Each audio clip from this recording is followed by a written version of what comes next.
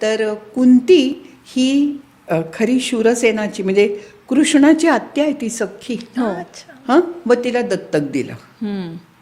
आणि जेव्हा दत्तक दिल्यावर मग तिचं पांडूशी लग्न करून दिलं तेव्हा कुंतीच्या तोंडी एक वाक्य आहे महाभारतात, हृदात हृदमिव हा आपतिता.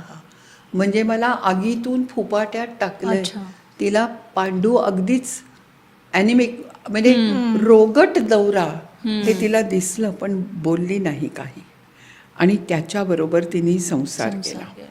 कुंती ही जरी क्षत्रिय म्हटलं कारण दत्तक होऊन, तरी ती मूळची कोण आहे? यादव.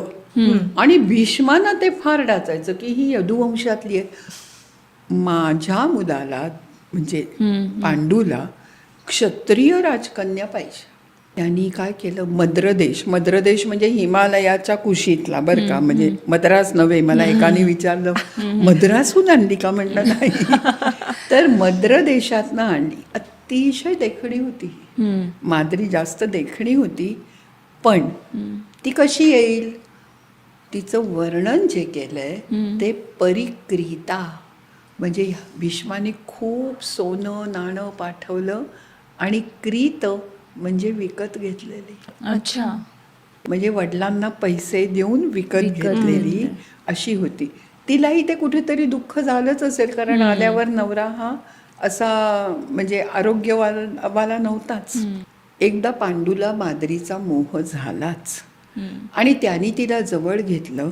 माद्रीच्या संदर्भात म्हणून सांगते मुद्दाम, महाभारतात वर्णन येतं की तिने खूप प्रतिकार केला, पण अशा वेळेला स्त्री अपुरी पडते, तुम्हाला कल्पना आहे. आणि पांडूनी तिला जवळ घेतल्यावर पांडूचा मृत्यू ओढवला. जर कुणाच्या मनात असं असेल की माद्री सती गेली, तर तिथे कुठेही सती हा शब्द वापरलेला नाही. सहगमन म्हणजे पतीबरोबर तिने स्वतःला जाळून घेतलं. का? कारण प्रचंड गिल्ट कॉम्प्लेक्स.